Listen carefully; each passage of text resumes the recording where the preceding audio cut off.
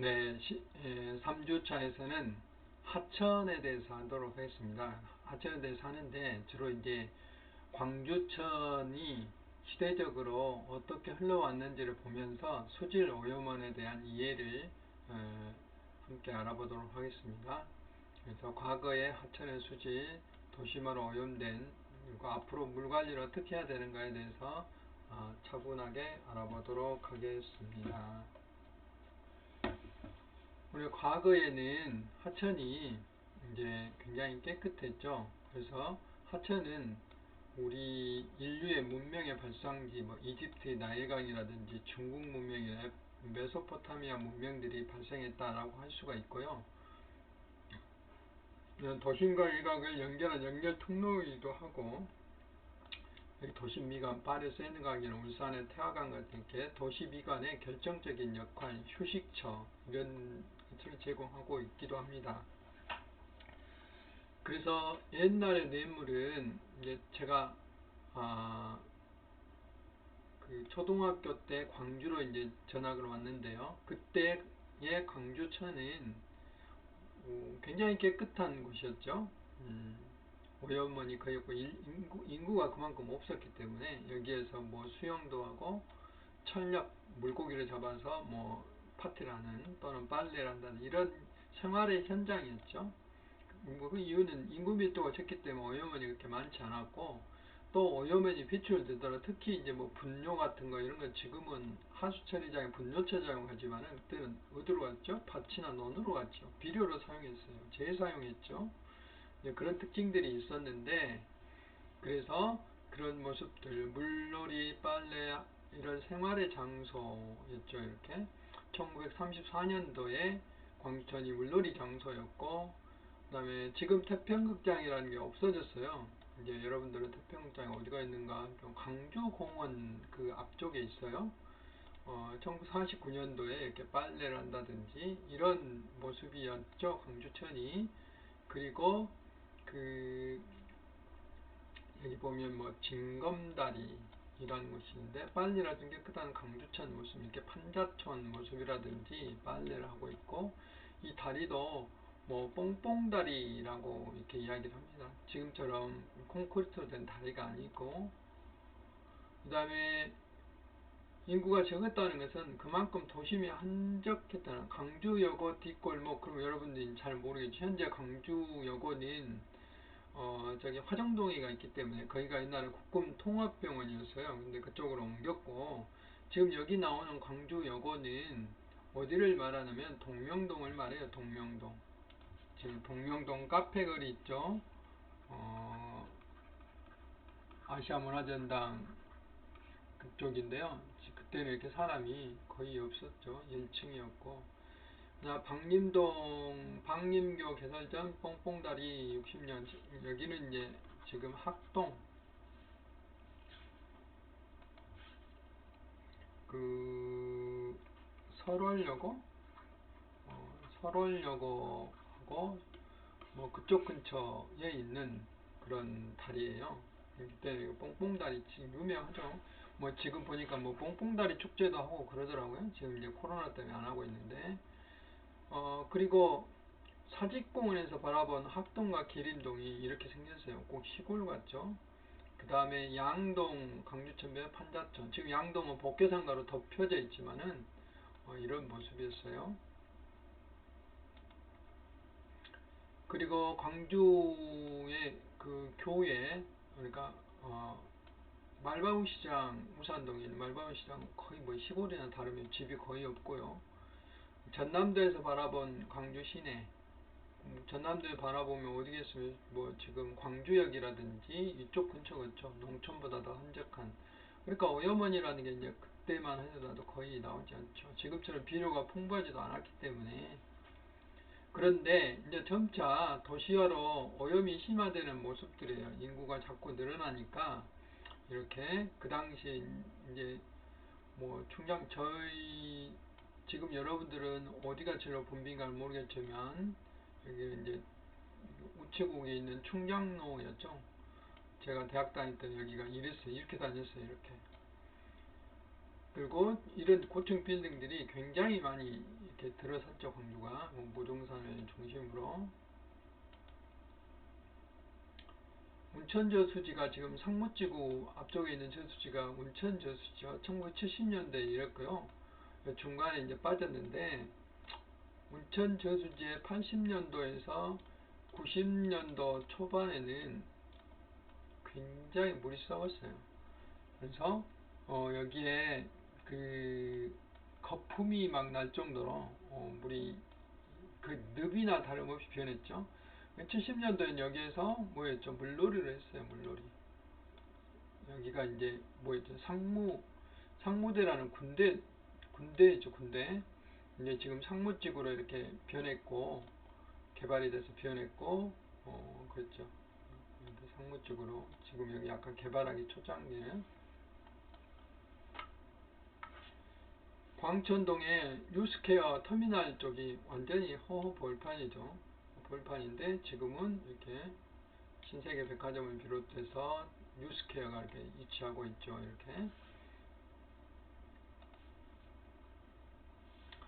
이렇게 되다 보니까 이제 낙동강 같은 경우에 금온강 사람들이 굉장히 많이 모여들고 공장이 많이 세워지 산업폐수가 유입되고 그러니까 물고기가 죽는 이런 이제 문제들이 끊임없이 발생이 된 거죠. 그래서 이제 지금 결론적으로 금호강은 다시 맑아졌죠. 중간에 그러니까 우리가 어, 깨끗한 자연하천이었는데 우리가 사람이 많아짐으로써 오염원이 들어오고 또 살아야 되니까 공장을 짓고 그래서 하천이 완전히 다시 이렇게 부패되고 망쳐졌는데 이러면 안 되겠다 해서 뭐 했어요? 하수 처리장을 먼저 만든 거죠. 그래서 물을 맑게 했어요. 맑게 했더니 강이 어느 정도 살아났는데 그럼에도 불구하고 완벽한 옛날의 모습으로 돌아가지 않아요. 그래서 이제 그 이야기를 이제 쭉 하게 되겠습니다. 그래서 지금은 다소나마 옛날 모습과 비슷한 그런 하천의 수질 개선을 하고 있다 하는 것을 이제 이렇게 사진을 통해서 볼 수가 있고요. 울산에 가면 태화강이라고 있습니다. 태화강에 심리대숲기라는 곳이 있어요. 이런 아름다운 경관을 가지고 있는 곳이 있는데 과거에 그 박근혜 대통령이 여기에서 여름 휴가를 보냈다고 해서 유명해진 곳이기도 합니다. 한 번쯤 방문해 보시면 좋기도 하겠습니다. 제가 10월 중순에 여기를 한번 일부러 가본 적이 있는데요. 저는 이제 대숲길의 경관이 좋다고 해서 가보다기보다는 과거에 이런 곳이었어요. 태화강이 완전히 물고기가 죽고 울산 그러면 뭡니까? 현대의 도시잖아요. 현대 그룹의 도시, 울산 자동차 뭐 그렇죠. 걔가 뭐 10,000원짜리 물고 다닌다 할 정도로 우리나라에서 가장 잘 사는 도시가 울산이라고 할 정도로 근데 그런 만큼 산업화의 산물이 태화강을 오염시켰죠. 근데 지금은 이렇게 다시 연어가 올라오고 오리떼들이 오고 이런 데로 변했어요. 연어 새들이 다시 찾아오는 1급수 국가정원으로 우리나라 첫 번째 국가정원이 어디입니까? 순천만 정원이잖아요. 국가정원은 우리나라 최초로 순천만 정원이 지정을 받았고 두 번째로 울산 태화강에 국가정원이 이제 탄생을 하게 된 거예요. 이런 노력들에 의해서. 근데 정말로 이게 심리 그러면 되게 삽기류를 말하자면 엄청나게 긴 대숲길이 있고 또 그러니까 이쪽이 강이고 이쪽 대숲길이 있고 이 군데군데에 굉장히 그 계절별로 꽃이 심어져 있어요. 지금은 국화가 뭐 제가 볼 때는 몇 킬로 정도 이렇게 심어져 있어요. 그 시민들이 살 수 있는 공간들도 많이 만들어져 있고 이렇게 사람들이 오염을 시켰지만은 또 우리들이 노력을 함으로 인해서 다시 어느 정도의 자연을 회복할 수도 있다 하는 것을 보여주는 사례라고 할 수 있습니다. 그래서 사람이 많아지면 밀집함으로 인해서 도시화 결과 우리는 이 도시와 산업 개발만 생각했지 이 환경 오염을 생각 안 한 거예요. 그래서 하수도 시설이 안 돼 있기 때문에 하천이 이렇게 오염되는 이런 문제가 발생하게 된 것이죠. 그래서 산업의 발달로 인해서 우리가 환경을 생각할 겨를이 없었어요. 이렇게 뭐 산업 단지만 만들었었죠. 그 결과가 바로 이렇게 공장 폐수나 중금속 악취로 하천을 완전히 이제 황폐화 시킨 거죠. 하천을. 그리고 이제 뭐 아무래도 먹고 살아니까 가축을 이제 그 양돈장이나 이런 또뭐 소를 키우기 위해서 이제 굉장히 대규모로 키우게 되잖아요. 그러면서 가축 분뇨 같은 게 심각한 어떤 오염원으로서 작용하고 공장 폐수도 만들어내게 되고 그럽니다. 지금 여기 사진은 이제 그럼에도 불구하고 현재도 이런 불법 배출을 하고 있는 모습들인데요. 우리나라 수질 사고의 가장 큰 사고가 91년도 3월 16일에 발생한 낙동강 페놀 유출 사고예요. 그때 이제 두산전자라는 곳이 있는데, 두산전자라는 곳이 있는데, 여기에서 이제 그 원료 공급을 하면서 페놀 같은 게 일종의 이제 뭐 세척제란 이런 생산 공정에 들어가죠. 이런 게 그 공급관이 파열돼 가지고 페놀 30톤이 낙동강으로 들어온 겁니다. 근데 하필이면 그 인근에 대구에 다사치수장이 있어요. 그래서 대구 수돗물이 완전히 페놀로 오염된 거죠. 페놀 농도가 이 정도 나왔는데 원래 페놀이 나오면은 이 염소 소독이라는 거 하면 안 돼요. 한 염소의 그 농도가 아니라 그 페놀하고 염소하고 합쳐지면은 그 냄새가 10배 정도 더 증가를 해요. 그렇기 때문에 이게 합쳐지면 안 되는 것이죠. 그래서 근데 그 당시에는 전문가들이 없었어요. 이게 이 수돗물 같은 경우도 전문가가 없는 그런 시대이기 때문에 이 염소 소독을 하면 클로로페놀이라는 건 염소가 클로로잖아요. 페놀이 합쳐지면 냄새가 이렇게 1만 배, 10배에서 1만 배 정도 증가가 된다 이 말이죠. 그러고 인해서 수돗물을 사용할 수 없는 그런 문제가 발생을 했어요. 그래서 이렇게 뭐 대표가 구속되기도 하고 굉장히 큰 문제가 발생을 했었죠. 즉 수돗물을 생산할 수 없는 문제가 발생했고 때때로 여러 도시에서 이렇게 물고기가 죽는다든지 이런 이제 문제가 발생하기도 했죠. 그래서 끊임없이 그 2010년도부터 쭉 보면은 2000 뭐 그 전에도 마찬가지고 계속 수질 사고가 이렇게 이게 일어나고 있는데 최근에는 주로 기름에 의한 수질 사고가 가장 많다 하는 것입니다. 그래서 물에서 수질 사고 문제를 우리가 좀 더 관심을 갖게 봐야 된다. 수질 사고 사례는 참고로 하시는데 낙동강 페놀 사고 그다음에 수돗물 아치에서 주로 낙동강 수계에서 수질 사고가 많이 일어나는 것을 우리는 알 수가 있습니다. 그래서 우리나라의 그 수질 사고의 대부분, 그다음 우리나라의 수질의 어떤 기준 이런 것도 주로 낙동강 때문에 많이 제정이 돼 있어요.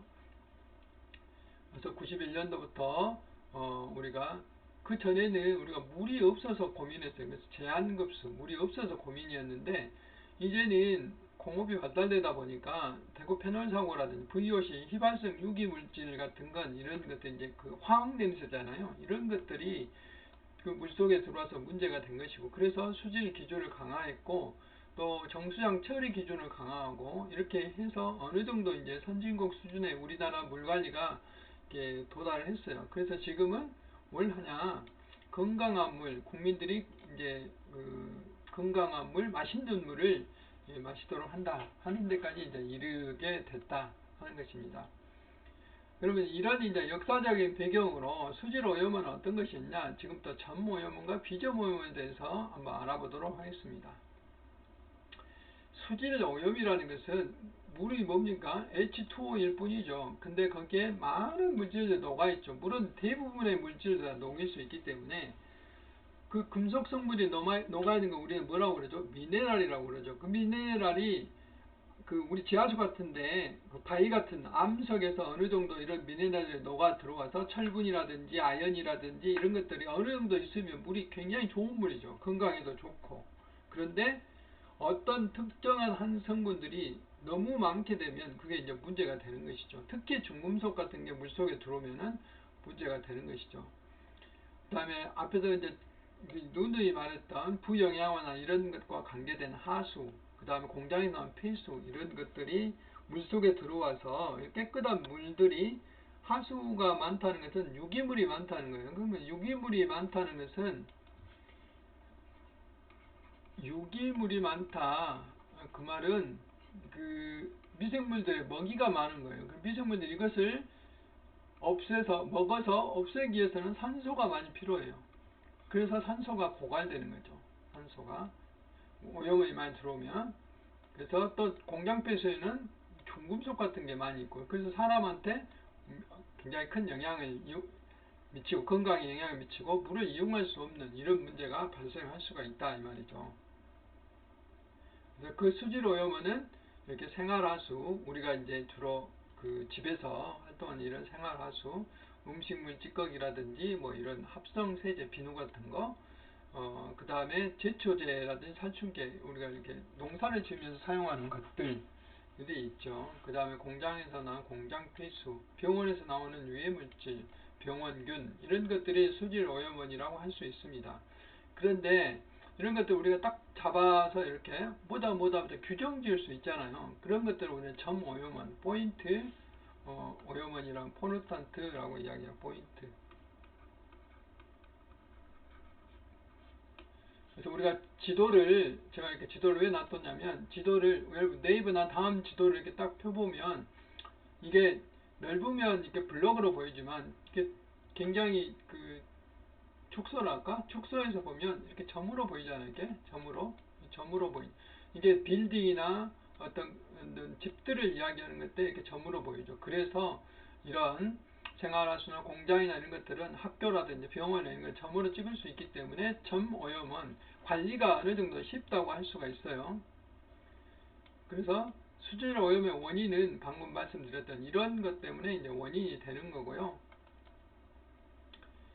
그래서 오염원의 형태는 앞에서 제가 설명했던 부영양화, 중금속 오염원, 합성세제, 농약 이런 것들이 주로 이제 오염원으로 작용이 될 수가 있고, 이런 걸 제거하기 위해서 우리는 하수처리장을 만들어서 정화를 꾸준히 해왔죠. 근데 최근에 하수처리장은, 옛날에 하수처리장은 전부 이렇게 강이나 하천이 있으면 이렇게 종말 처리장으로 그랬죠. 맨 마지막에 처리해서 바다로 내보내는 이런 걸 하다 보니까 자정작용도 영향이 있고 처리장을 만들 데가 없어요. 그래서 광주의 효천 하수처리장은 물빛 공원이라고 해가지고, 여기 보시면 하수처리장 모습이 안 보이고 뭐 축구장하고 공원만 보이잖아요. 요즘은 이런 님비 현상 때문에 택지 개발하면 그 지역에다 하수처리장을 같이 만들어요. 대신에 지하에다 만들어요. 이런 것들을 우리는 이제 그 지역에 만드는 님비 현상을 방지하기 위한 그렇게 한다. 그래서 아직도 강주청 같은 경우는 생활하수나 폐수 이런 불명수라고 그러죠. 이런 거 관리가 더 필요하다라고 이제 이야기를 할 수가 있고요.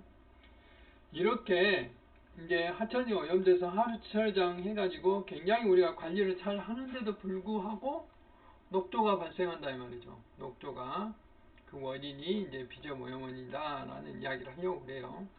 하수 처리를 우리가 잘 하고 있는데도 계속해서 녹조가 발생하는 이유는 과거의 하수 처리장이 유기물 위주, 그러니까 생활 하수 처리 위주예요. 그러니까 유기물이라는 게 주로 이제 CHO 그러면 C6H12O6 이게 탄수화물이잖아요. 탄수화물. 그 다음에 이제 단백질 계통이 암모니아라든지 NH4, 암모니아라든지 이런 것들이 있어요. 그런데 또 인성분이 있어요. 아까 이거 질소나 이는 뭐라고 그랬죠? 영양물질이라고 그랬죠. 영양물질. 그래서 그 물을 부영양을 만드는 원인이 된다고 그랬죠. 이런 것들이 제거가 잘 안 된 거예요. 하수처리장에. 주로 이런 탄수화물, 이거 이제 주로 우리는 전문적으로는 BOD 성분이라고 해요. BOD 성분. 생물 화학적 산소 요구량, 바이오 케미칼 옥시겐 디맨드라고 해가지고 생물 화학적 산소를 요구한다. 이 말은 뭔 말이냐면 이 물속에 있는 미생물들이 유기물을 분해하는데 필요로 하는 산소량을 말해요. 그 산소량을 요구량이에요. 이 요구량이 BOD가 높단 말은 필요로 하는 산소가 많다는 뜻이에요. 유기물이 그만큼 오염이 많이 돼 있다는 뜻이죠. 이 BOD를 제거하는 데 이주로 하수처장이 돼 있어요. 근데 계속 녹조가 발생하니까 요즘은 이제 약품을 집어내서 총인도 제거를 합니다.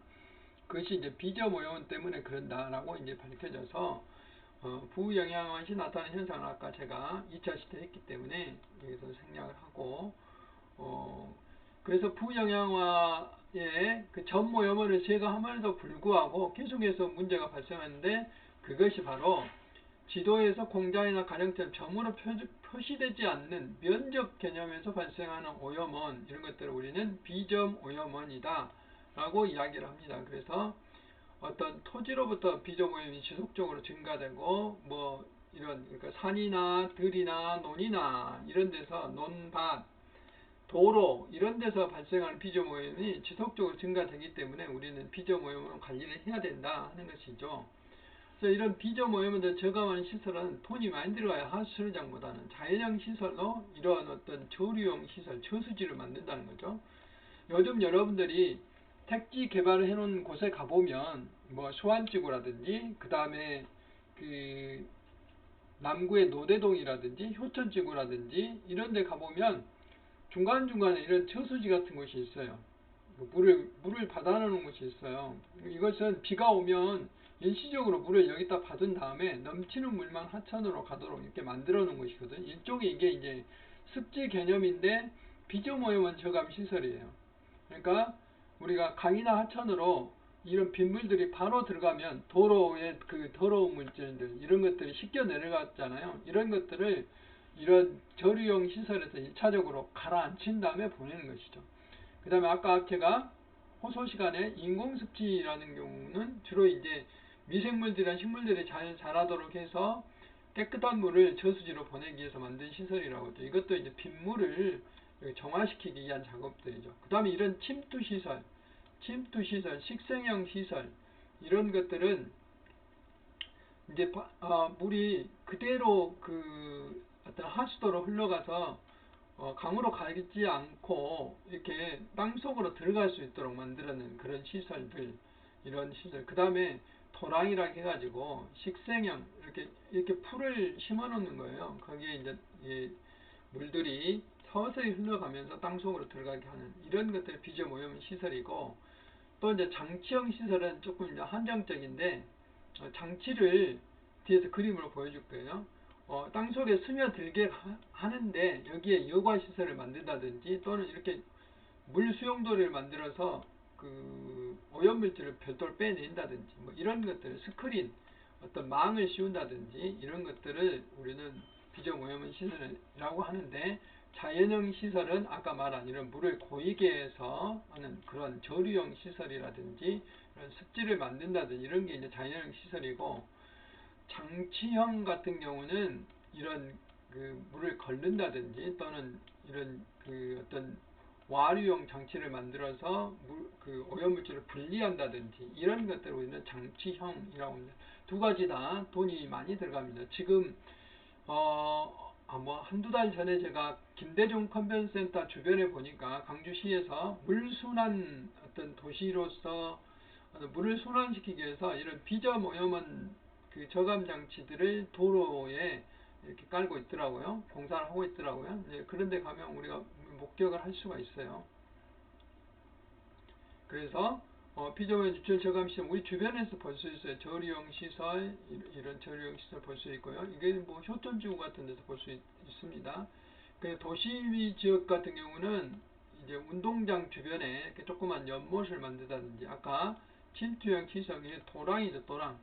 그러니까 도로와 도로 사이에 이렇게 풀이 우거져 있는 도랑을 만들어서 이렇게 물이 이렇게 스며들도록 하는 것이고 물을 이렇게 모아서 침투시키는 것도 있고 장치형 시설을 만드는 시설도 있고 그렇죠. 그래서 점오염원과 비점오염을 비교해 보면은 우리가 확실히 뭐 이번 그 강의의 어떤 큰 주제라고 할 수 있어요. 이게 저염오염은 정해진 곳에서 배출을 한다 이 말이죠. 공장, 가정하수, 분뇨 처리장, 축산 논과 같이 정해진 곳을 배출할 수 있어요. 그래서 인위적이고 배출 지점이 특이하고 명확히 특정적으로 명확히 알 수 있죠. 그런데 비점 오염은 어떤 토지라든지 도로, 논밭이며 또는 대기 중에 오염물질들도 나와요. 그러니까 이것은 인위적이기도 하고 자연적인 것도 하죠. 도로 같은 데는 인위적인 물질도 들어있죠. 그래서 배출 지점이 불명하고 불특정적이고 불명. 그래서 어때요? 자연적인 관리가 모으기가 어렵고 처리율도 일정하지 않아요. 이거는 모으기가 쉽고 처리 효율도 높죠. 그래서 여기는 넓은 면적에 배출되는 면적 개념이고 한 지점의 어떤 포인트 개념이에요. 그래서 이것은 자연적으로 영향이 적어 연중 배출량이 일정하다. 그러니까 뭐 우리 집에서 하수를 배출하는 양이 일정하다네요. 밥 짓고 샤워하고 빨래하고 뭐 이런 청소하고 이런 물질 이게 일정하게 배출이 되는 거죠. 근데 여기는 비가 많이 오면 굉장히 많이 배출되고 비가 적게 오면 적게 배출되고 이런 변화가 심하죠. 이런. 그래서 관리가 그만큼 어렵다는 거예요. 이제 그런 것들을 우리는 판단해 볼 수 있는 것입니다. 그래서 이제 이런 것까지 포함해서 우리가 보존하는 노력으로 자연 하천을 다시 새라든지 물고기라든지 수소곤충이 돌아오는 그런 이제 하천을 만들어 보자 하는 것입니다. 그래서 광주천 같은 게 특히 우리가 살고 있는 곳은 이제 앞에서 봤던 시대 흐름에서 봤다시피 광주의 역사죠. 그러니까 우리가 굉장히 환경적인 측면, 역사적인 측면에서도 중요하죠. 도시 열섬을 예방한다든지 교후 예방을 한다든지 습도 조절한다든지 이런 데 광주천이 굉장히 큰 기여를 하고 있기 때문에 우리가 이런 지역에서 조금 더 관심을 많이 갖고 있어야 된다 하는 것입니다. 이거는 앞에서 설명했던 것이고 현재도 광주 보면은 저기 학동에 소태동이죠. 소태동 동산타워라는 곳이 있어요. 거기에 보면 주암호에서 물이 나오는 곳이 있어요. 여기에 이렇게 여름철이 되면 이게 물놀이 할 수 있는 공간들이 만들어져 있거든요.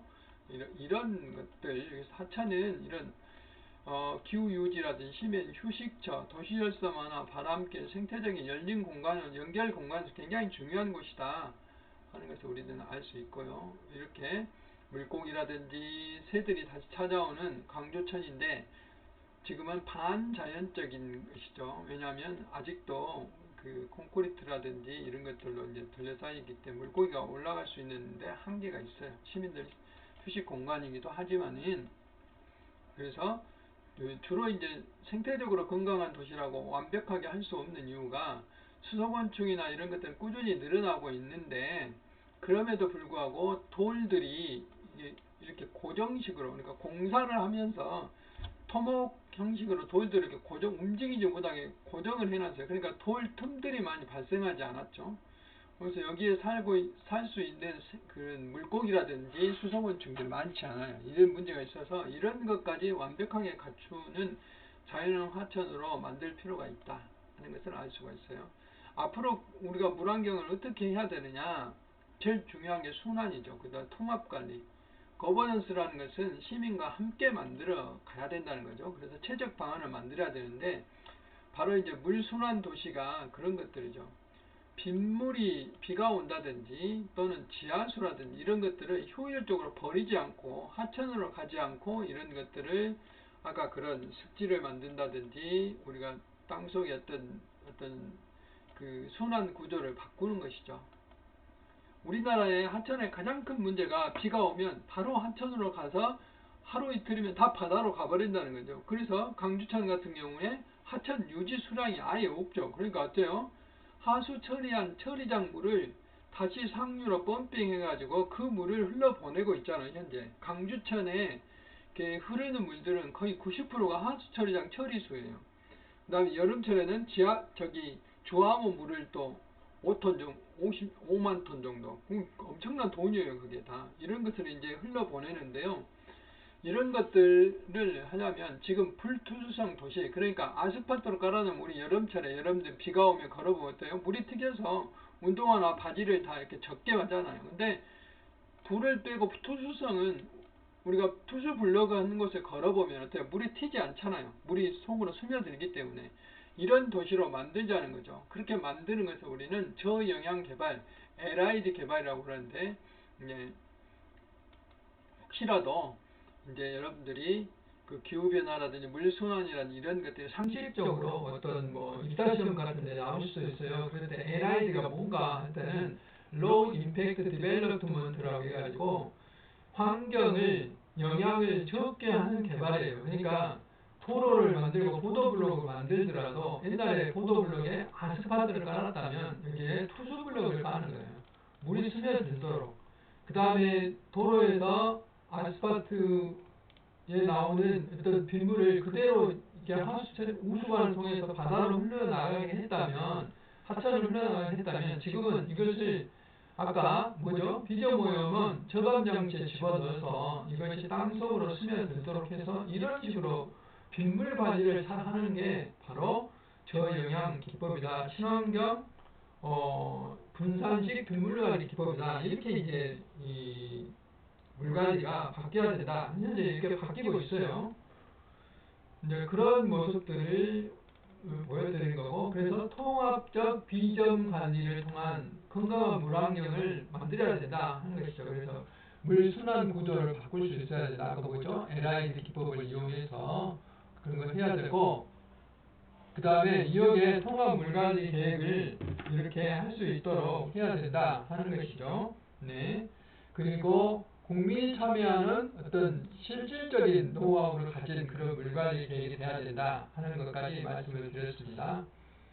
그래서 이런 것들을 수없이 이렇게 개선을 해서 탄소 중립까지 이룰 수 있는 게 바로 이제 물환경이고, 생활 속에서는 우리가 무심케 하는 행동이 강물을 오염시킬 수 있기 때문에 이렇게 특히 우리가 청소를 주기적으로 잘 해야 되고, 그 다음에 세차를 도로에 던다든지, 또 앞 베란다에 세탁기를 쓰는 세탁을 하면 안 돼요. 이거는 우수관으로 하기 때문에 그 뒷 베란다에서 세탁이라든지 이런 걸 해야 된다 하는 것입니다. 담배꽁초 함부로 버리면 이거 다 오염원이 된다 하는 것입니다. 그 다음에 이런 거 캠핑 갈 때 라면이나 그 찌개 국물 이런 걸 함부로 버리면은 이게 다 비저오염으로 가게 되는 거예요. 트럭에 운반했을 때 덮개를 잘 덮여야지 이것도 다 비저오염으로 가는 거고, 비료, 농약 이렇게 적정량만 사용해야 된다.